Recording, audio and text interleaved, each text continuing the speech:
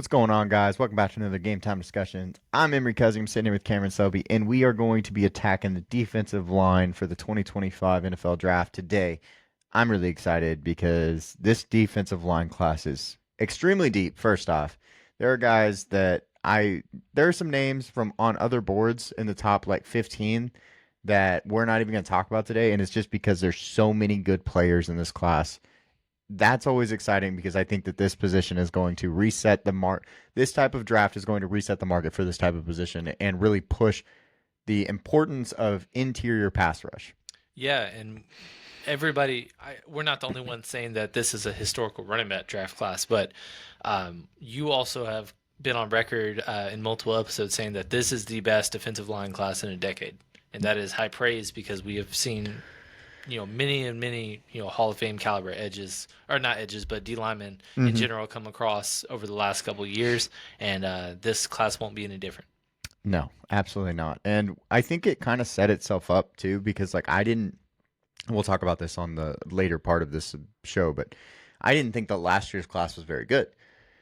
This class has the depth from like not just the guys up top, but also just through the like round three type of grades that is just going to be amazing. So let's get into it. Yeah, so we'll start it off with some honorable mentions. Cameron Jackson out of Florida, Jamari Caldwell, Oregon, JJ Pugues. Pugues. Sorry, I asked you that There's before, and I there's still so didn't. many And there's then so many there's ways. so many easy Yeah, names other than that that one. yeah. And then Jordan Phillips out of Maryland, CJ West out of Indiana. A lot of interesting names. Give us a little tidbit about each one. Well, so Cameron Jackson is out of Florida. He was one of their rotational interior defensive linemen. He's this massive dude. I mean, he is 6'6", all of 330 pounds, like massive dude. And I think that, his size and length, he bats balls well. He really great extension, alignment, and scheme versatility because I think he can play inside and out, moving around a little bit. And then he's a high effort for his overall size, but it's on restricted amounts of plays. We've seen issues in the past with certain players not being able to play, all the downs and all the time on the field. He's probably one of those guys where if he comes in, he's probably a 50% snap guy if you actually get the most out of him. Mm-hmm. But I think he's solid. He's got very violent hands, but some issues. He stands up off the ball a little bit too much, and his stamina overall as a player, probably only 32 snaps, total per game is what he showed in this last season. So that's not very good.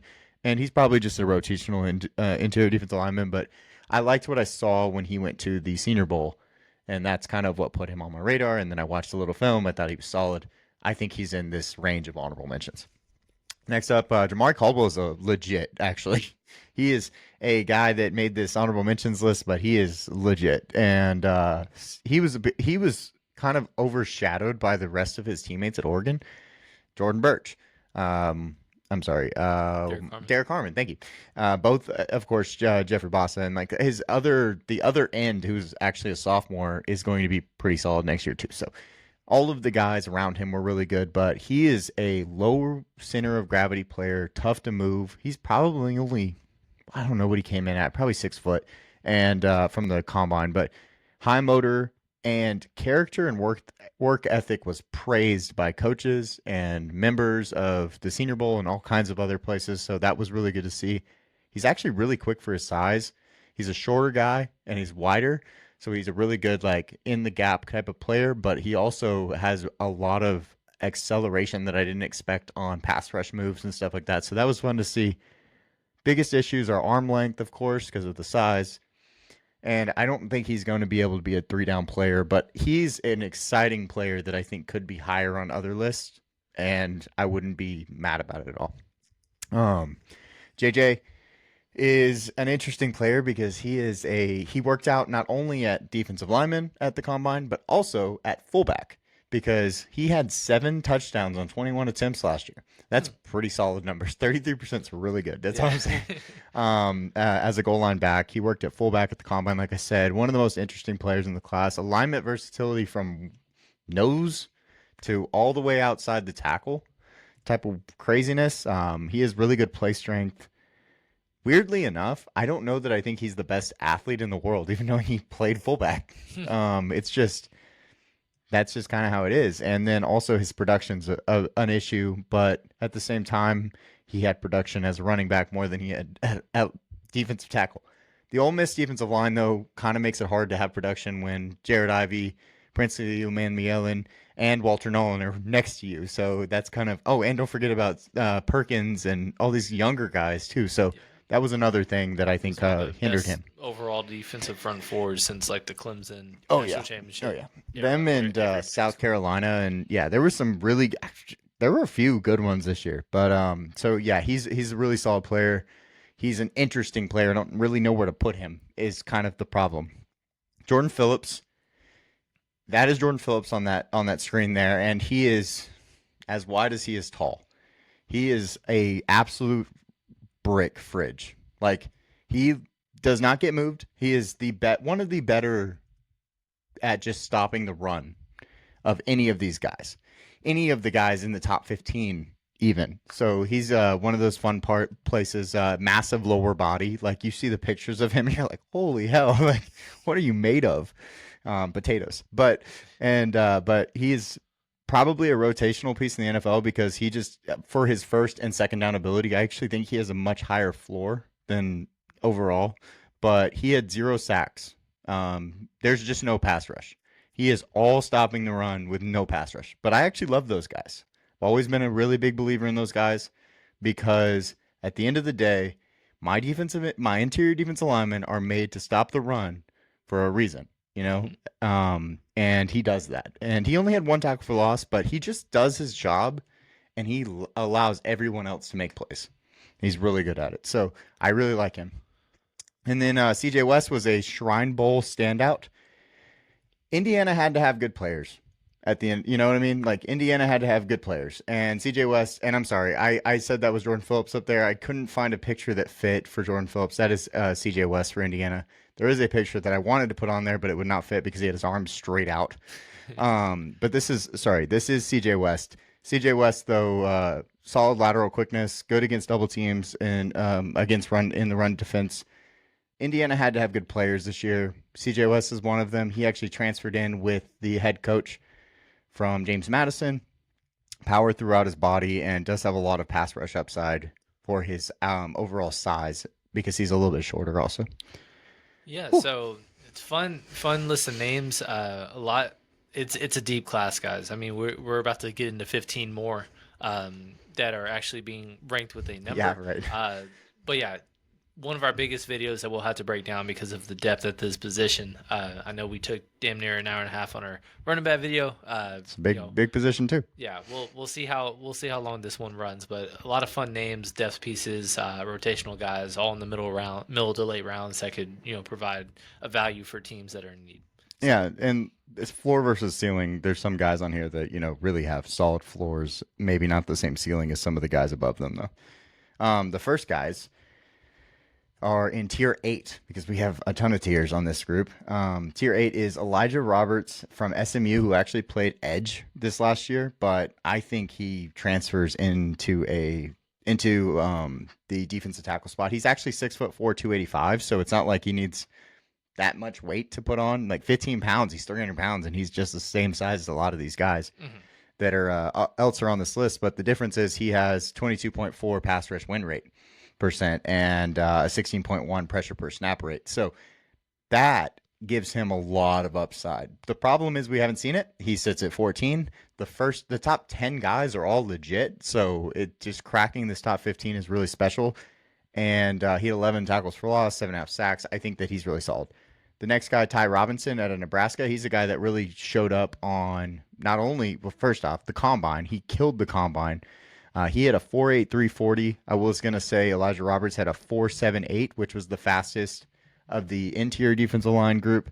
But if he was considered an edge, it would have been slower of everybody. But that's okay because we think he's an interior defensive line. Ty Robinson basically won every single event at the combine. Um, he had 33.5-inch vertical, 9 foot 11-inch broad, 4.5 shuttle.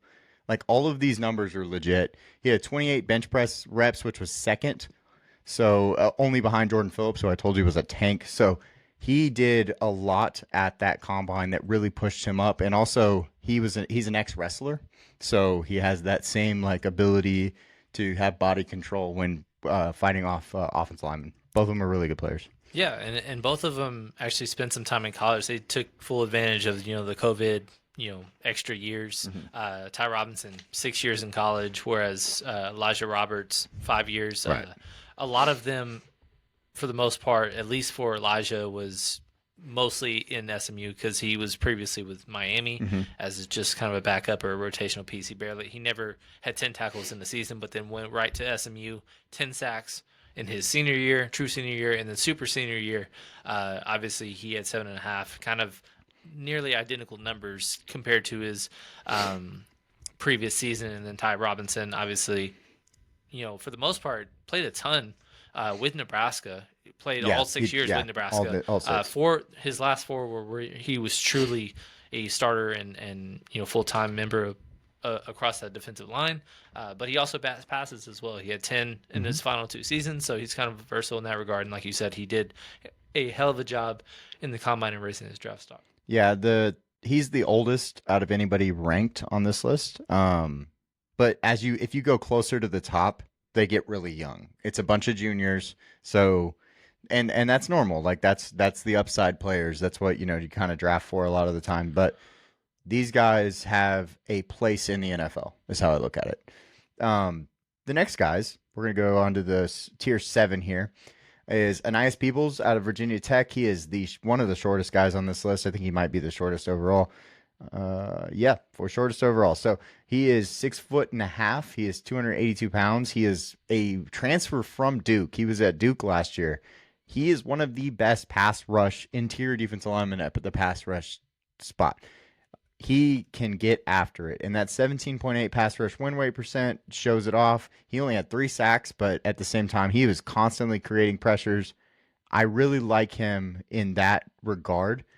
And not only that, like I know he's a little bit older, so of course that helps with his strength and like being good against the run, but he's really solid against the run too. So if he was younger and had the same production, he'd be higher on this list is kind of how I look at it.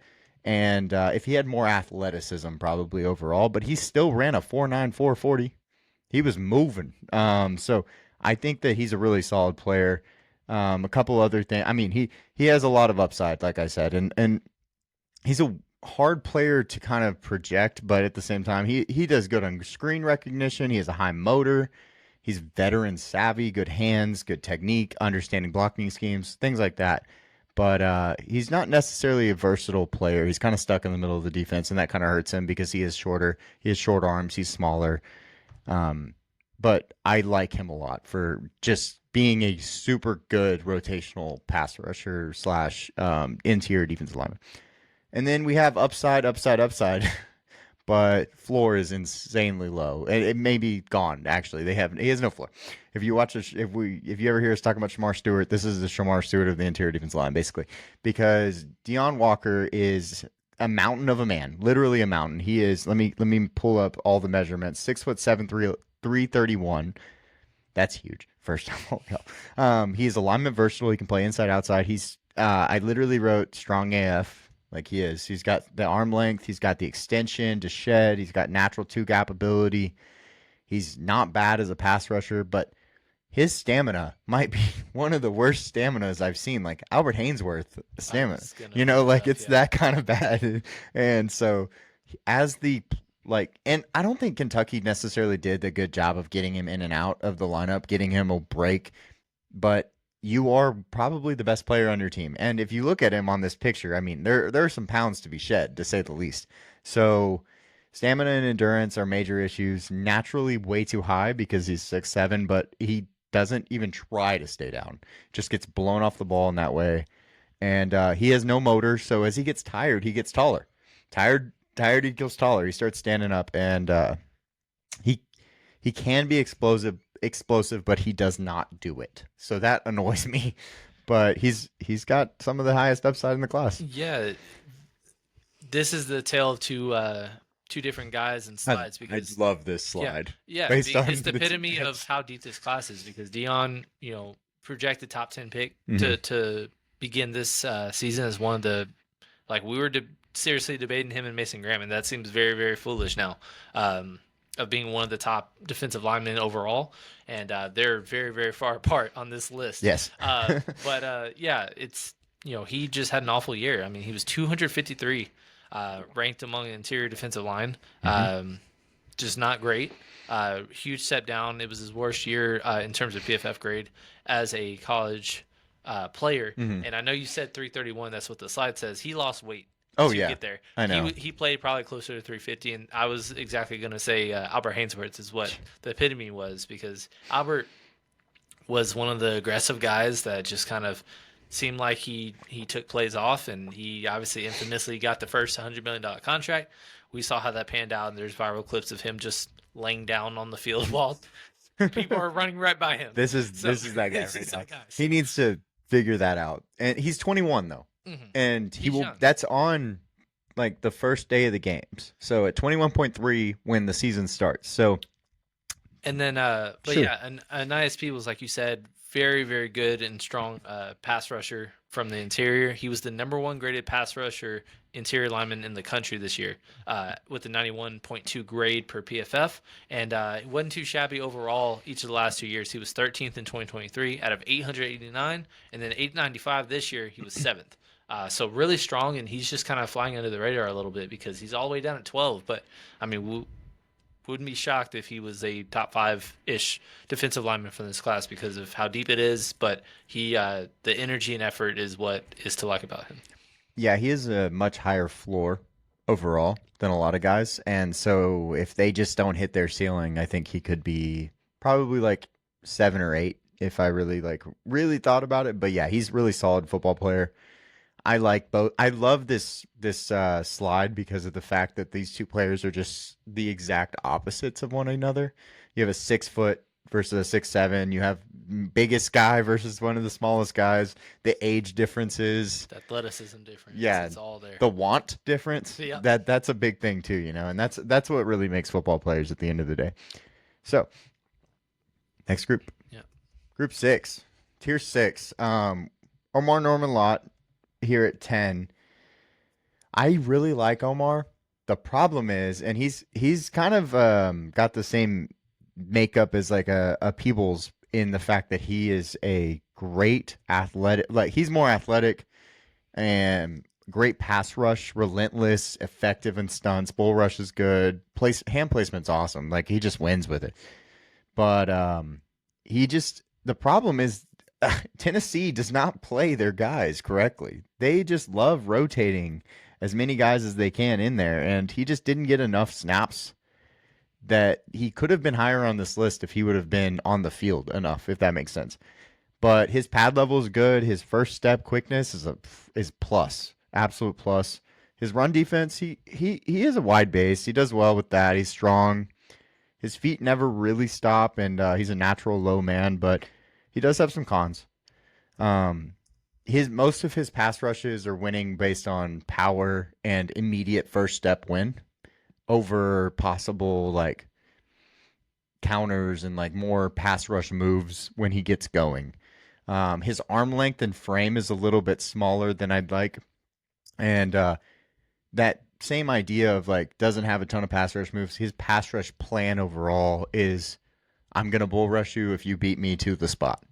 There's not a lot more after that, but there's a lot of things I think he could do and learn from getting into the NFL and stuff like that. So I didn't like how Tennessee made him a pass rush specialist. I wish they would have given him a chance to be a 3-down defensive tackle and then said, "Hey, you're good at pass rushing. Let's put you on the field to do that as much as possible." So that was kind of my only thing with him. Yeah, with these two guys, it's kind of like they're just kind of stuck in the middle of the pack a little bit. Doesn't jump off in terms of statistics. I don't see grade wise. PFF didn't like either of them the way they played this year. Both of them basically half or bottom half of the defensive line position.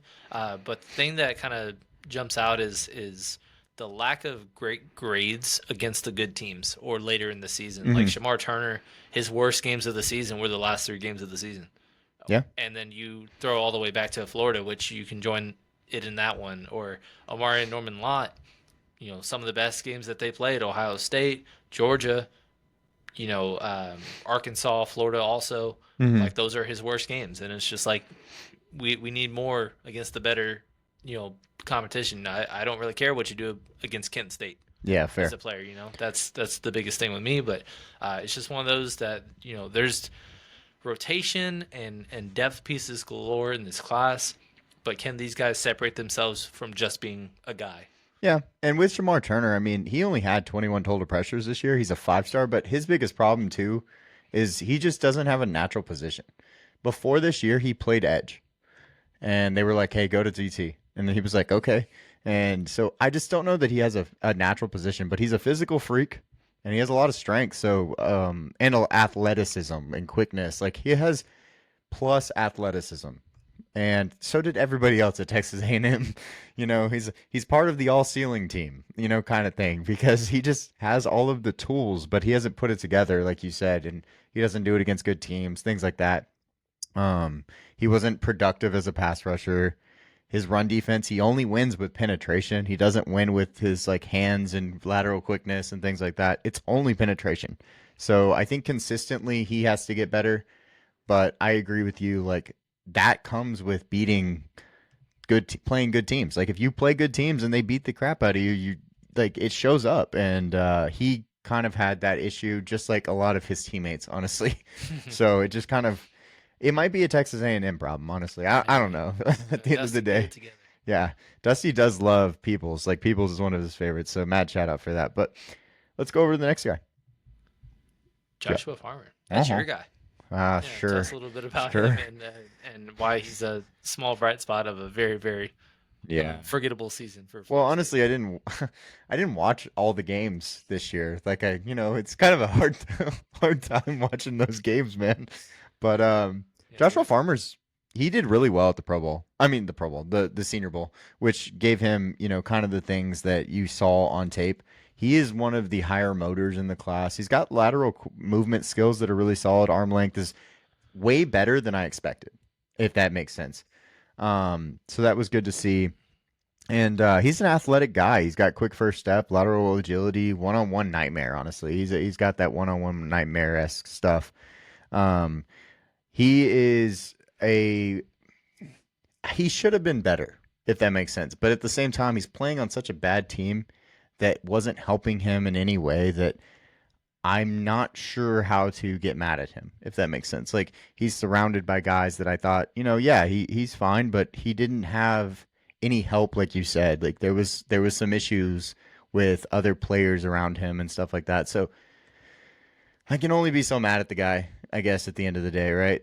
I mean, it is what it is, but he did really well in outside of the actual gameplay.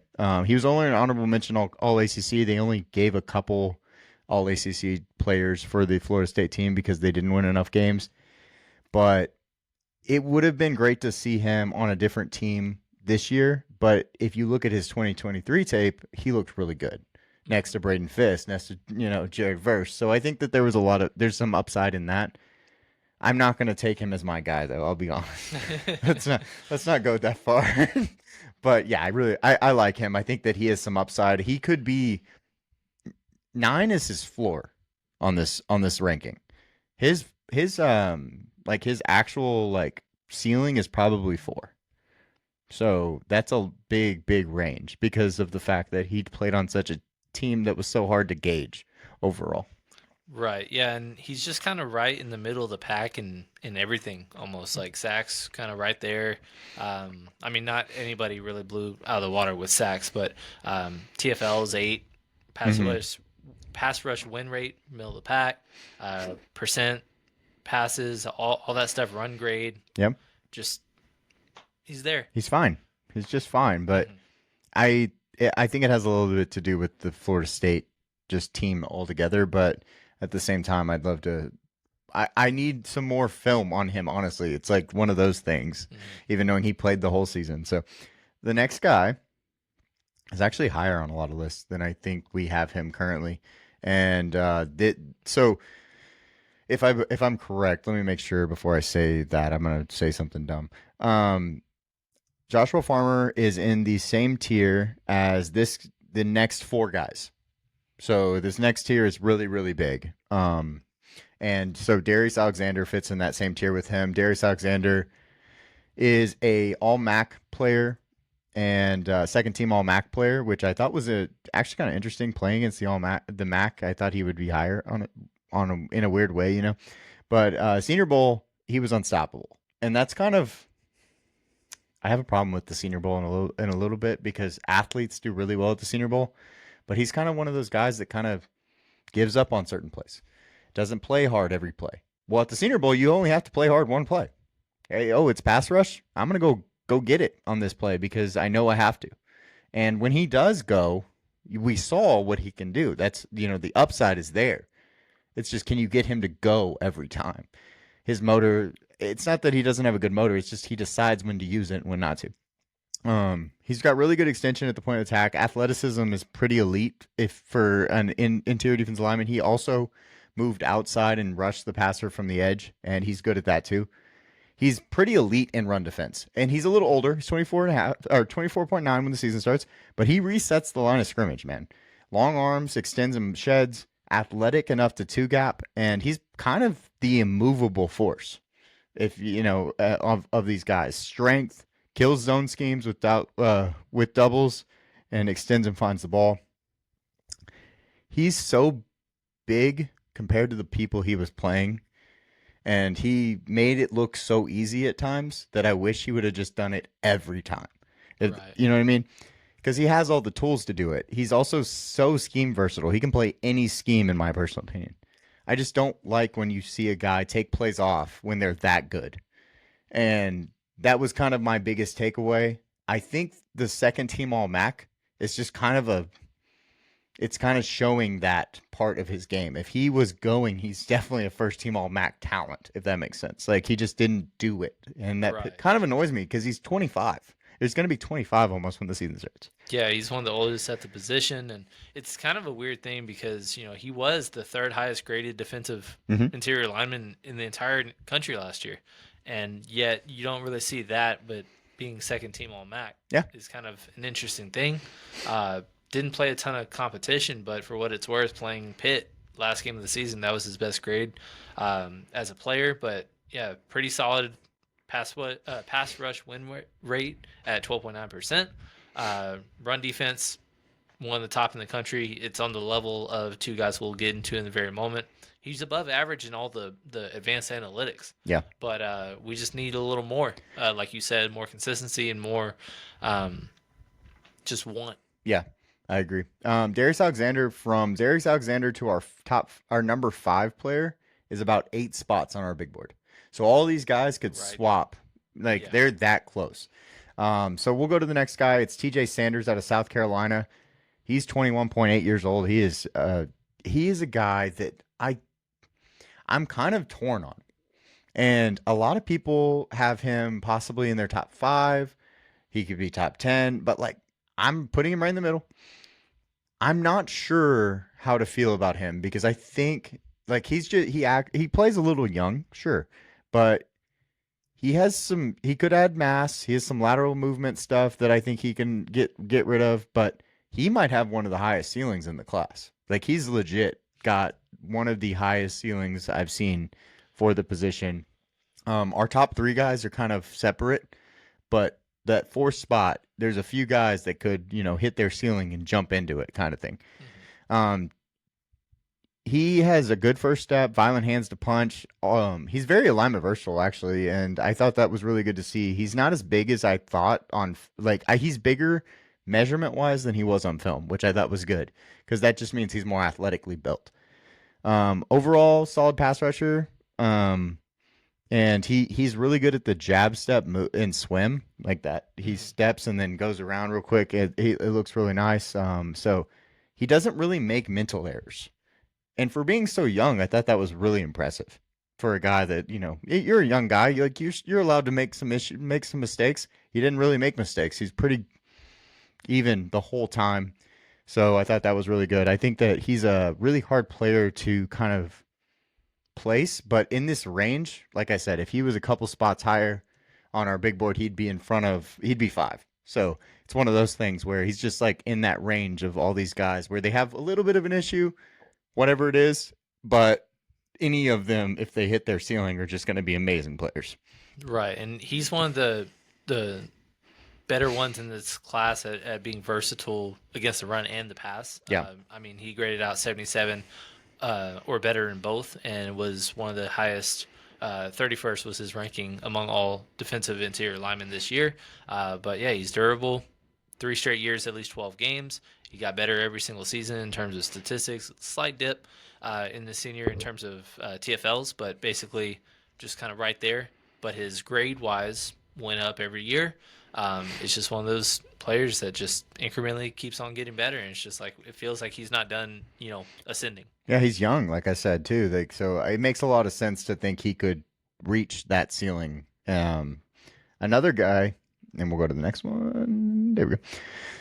This is Derek Harmon. Derek Harmon is everybody's favorite player right now, and I think Derek Harmon's probably top 4 for so many big boards. Honestly, right now, I don't even know. Like all the big names have him top 4, and I'm just not there.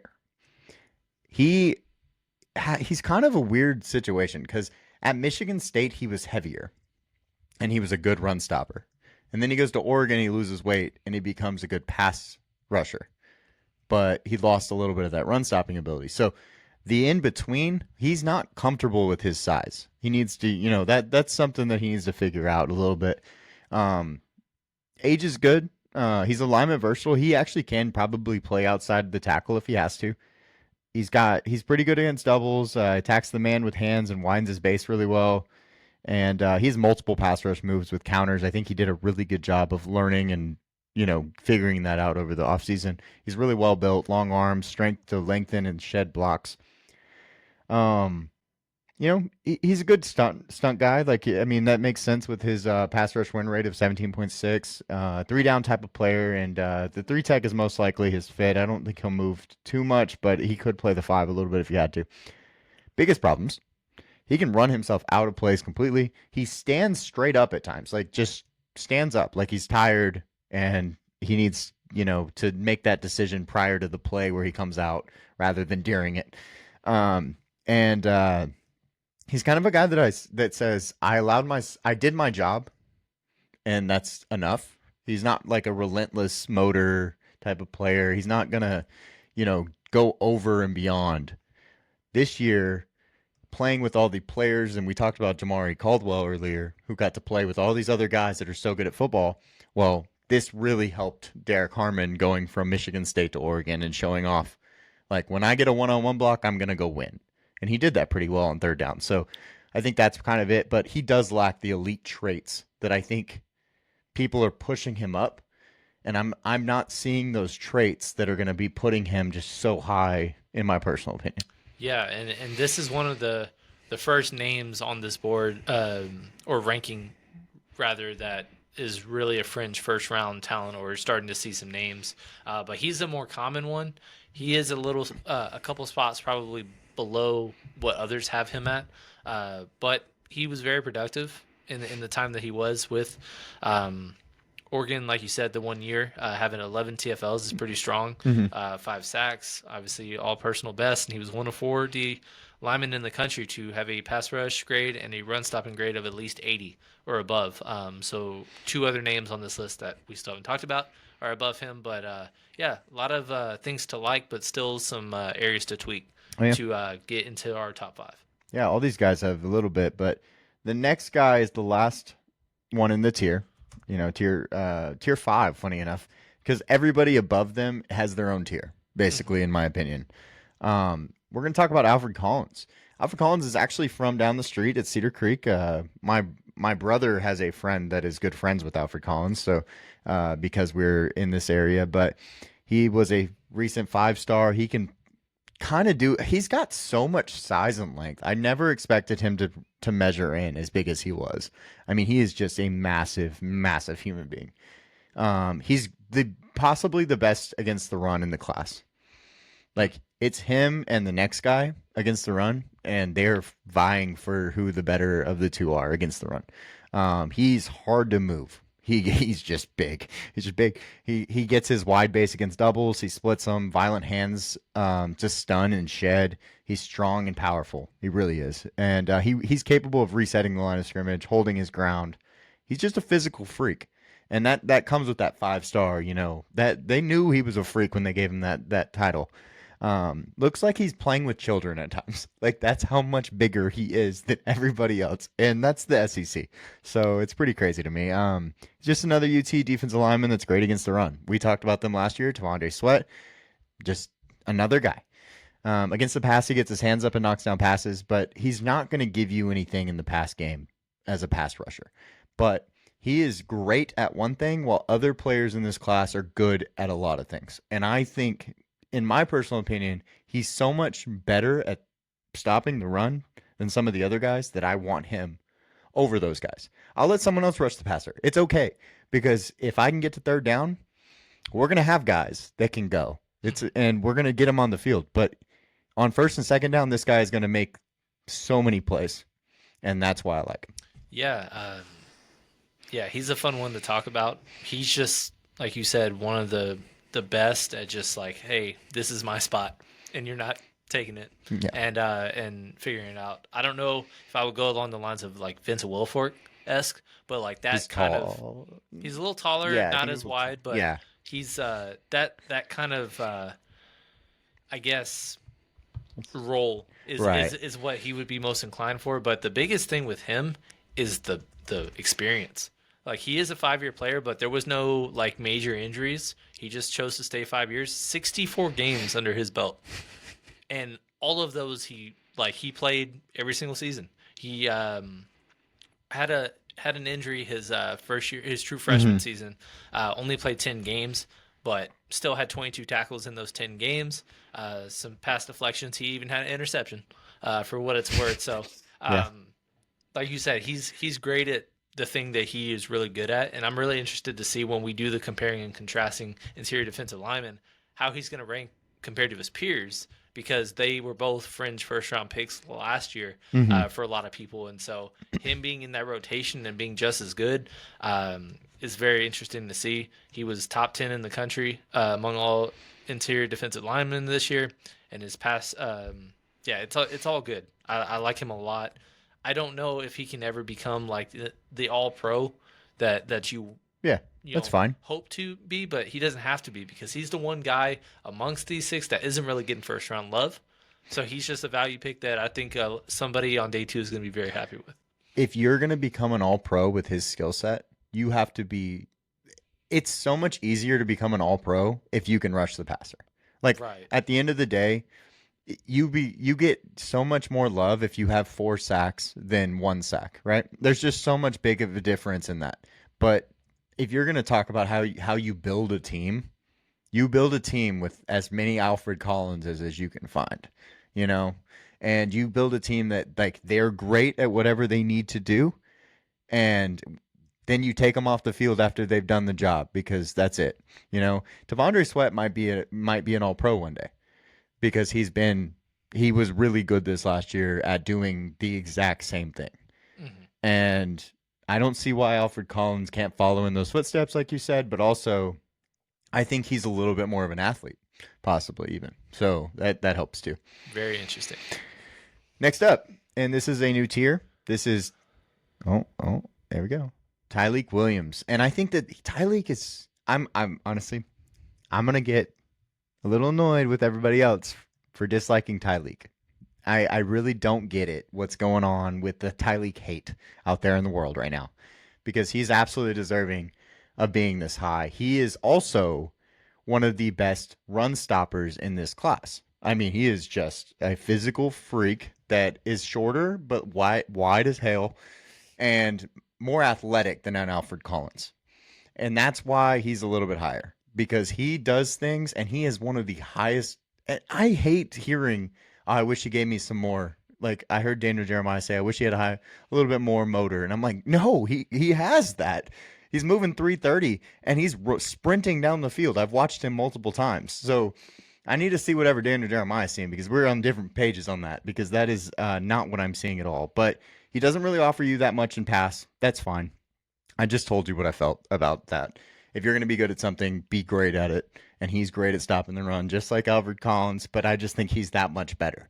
I think he's, physically gifted to play a nose tackle or a three technique in any defense. He's scheme versatile in that way. And I love this guy. So let me give you some cons because we have to. Pad level at times is pretty bad. Just feels a little green. Like he feels young. Doesn't always use his hands, and being his size, he has a little bit of a slow first step.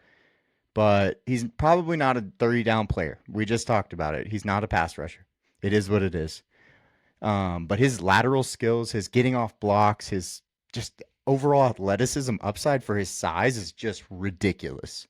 And that's why he's in a new tier and that much better to me than this last tier because he's great at something and he has the athleticism to possibly develop into a pass rusher.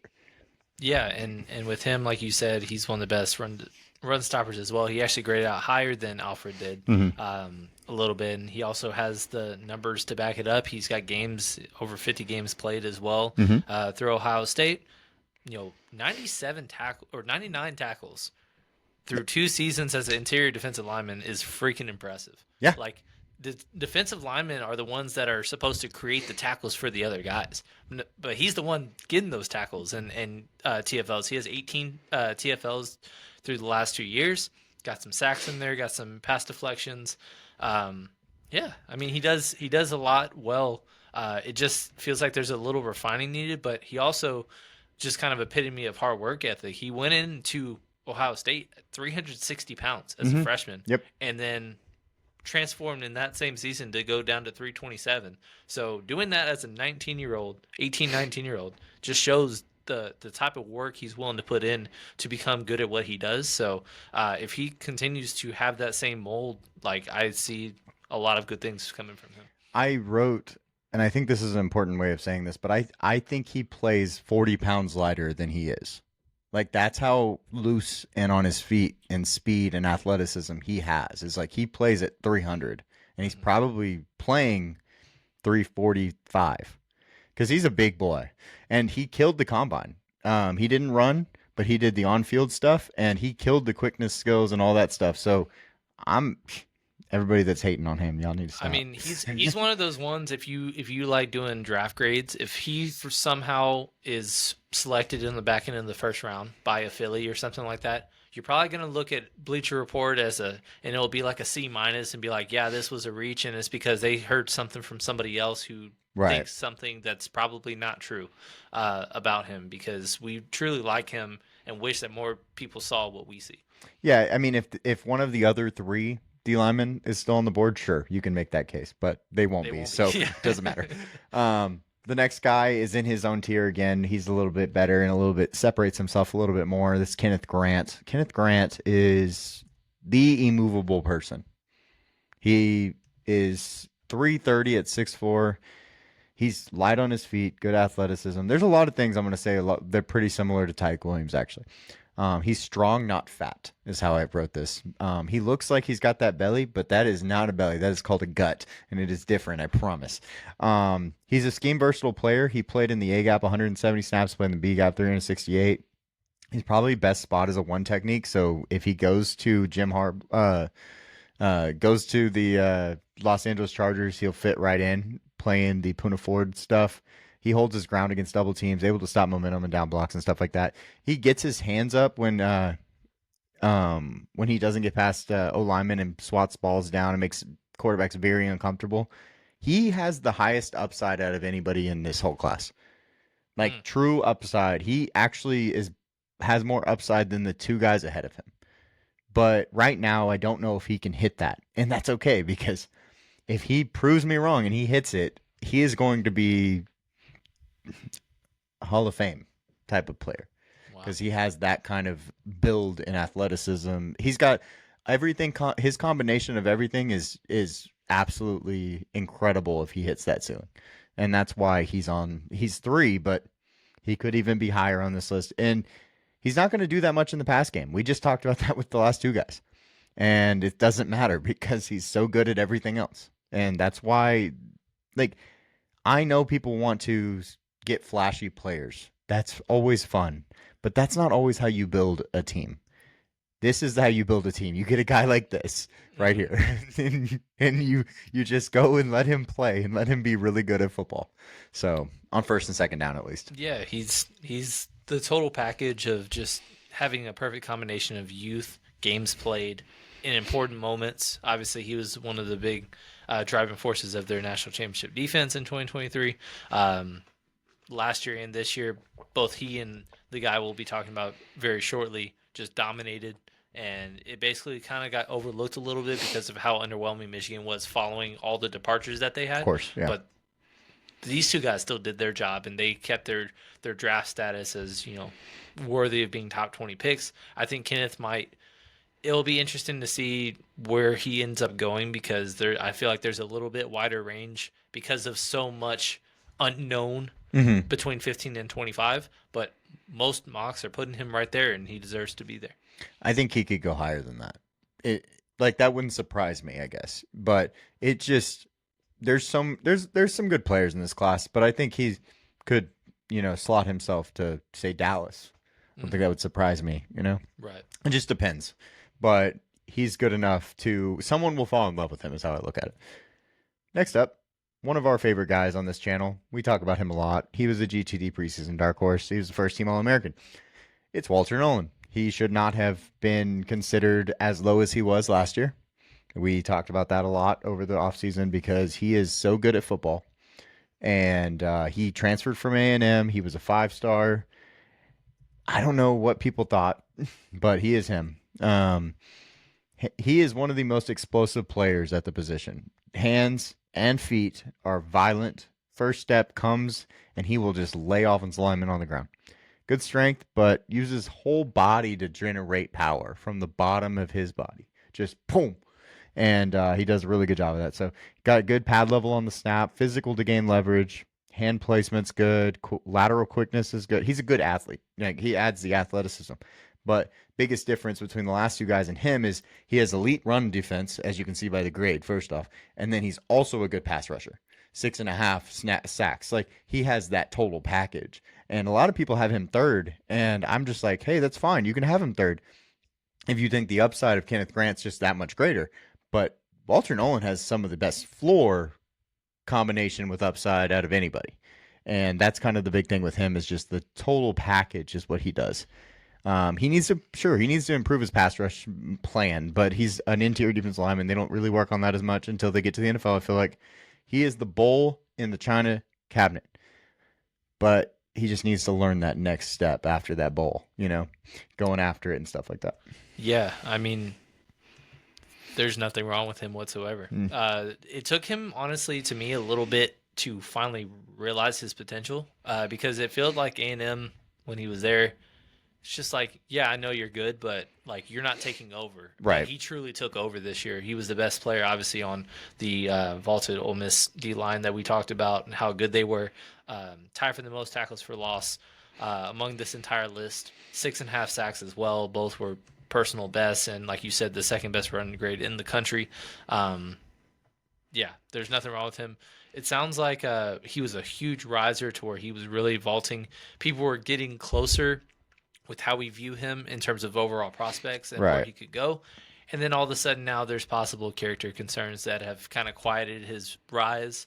And if that just means that he falls into the late first and he gets scooped up by a Detroit or a Philly, good freaking luck. That's all I can say.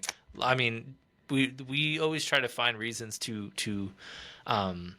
push people down because of those kinds of Right. flaws. But more often than not, I feel like those kind of things work itself out over time. And if they don't, then it's realized pretty quickly. Yeah.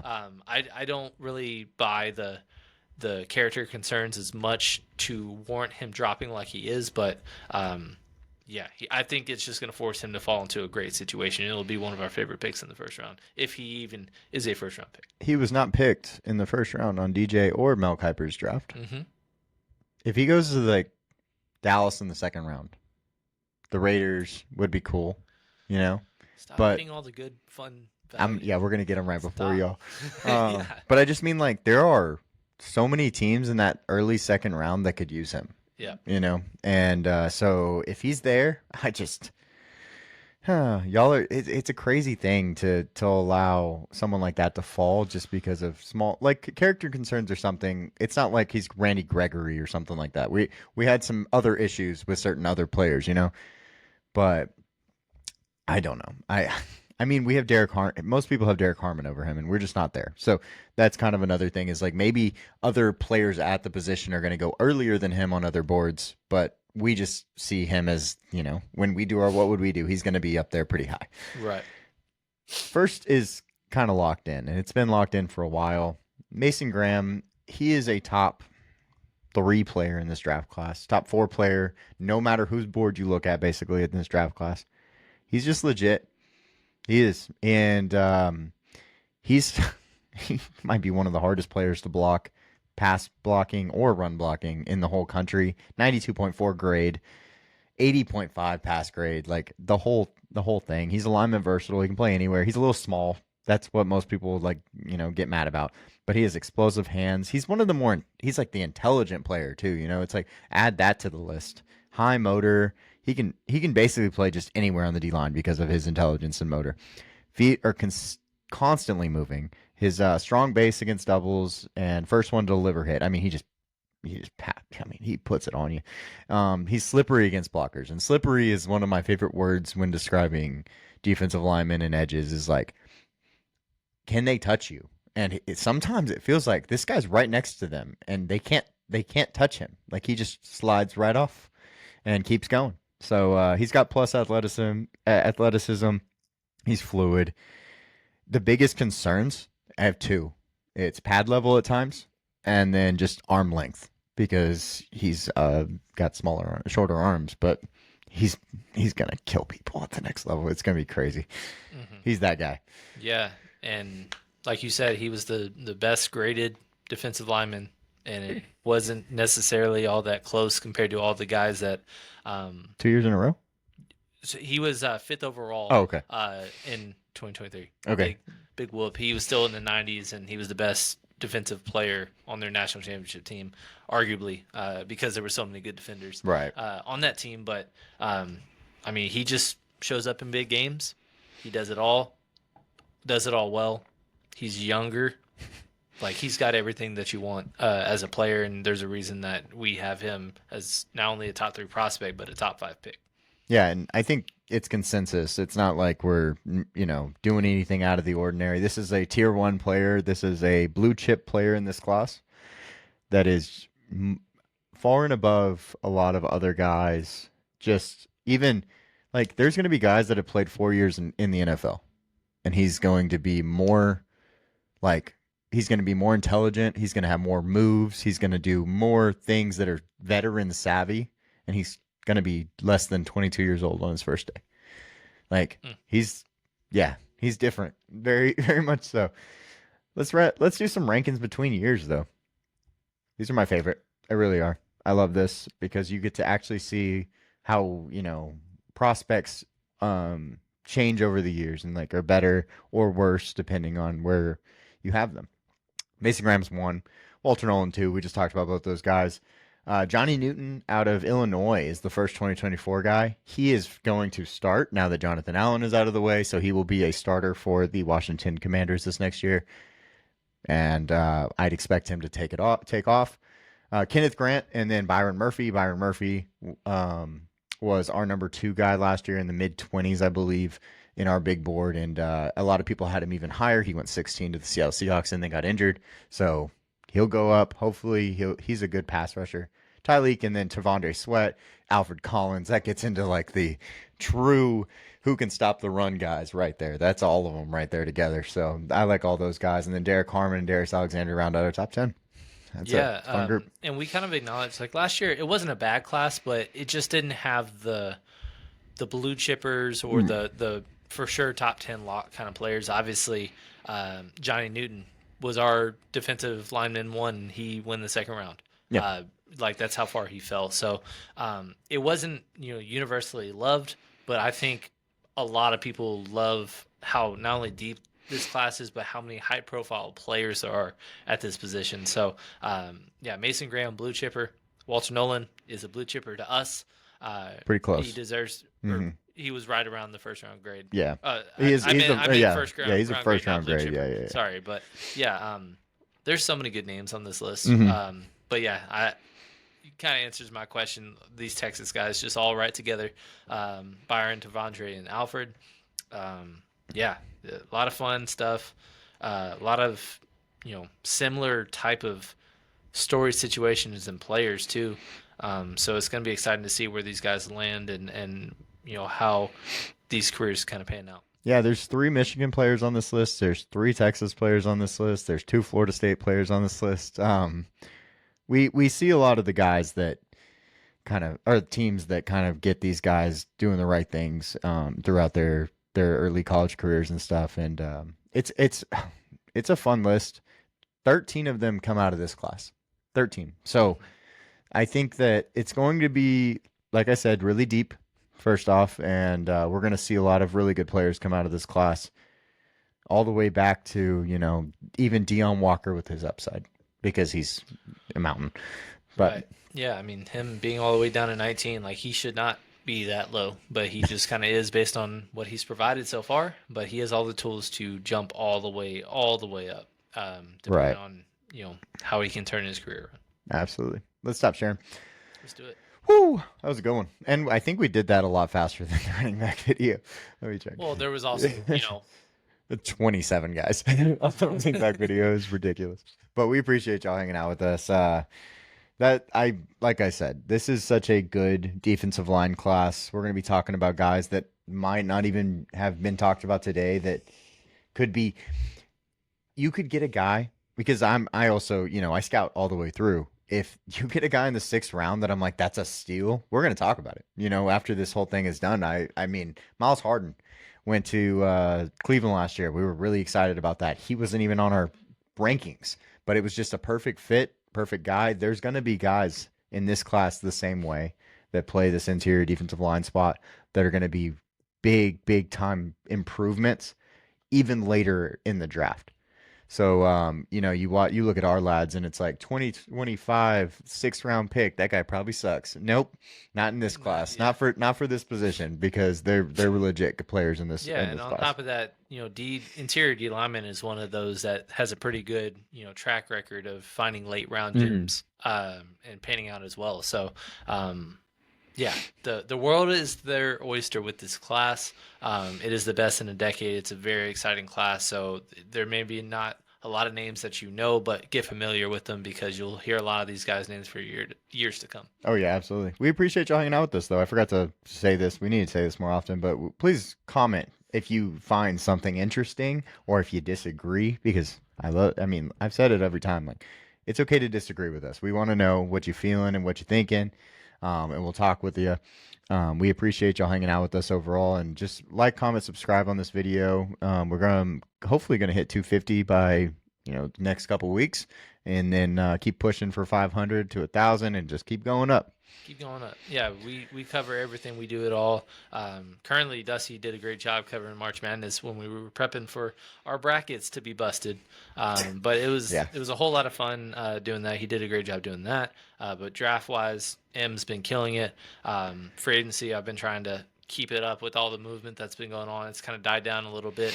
But yeah, there's so much to react to going forward. But right now, less than a month away from the draft. So please get excited for it. We're going to have a draft party, live streaming it, and it's going to be a whole lot of fun hearing reactions, recapping, and reacting in real time. Yeah, and check out our mock draft. It came out a couple days ago, and so that'll be out. Dustin did his recap, and so we have a few videos coming out. We have this coming out. We've got plenty of videos planned. Don't y'all worry about it. They will be on the way. But we appreciate y'all hanging out with us, like we said, and we'll see you on the next one. Later, guys.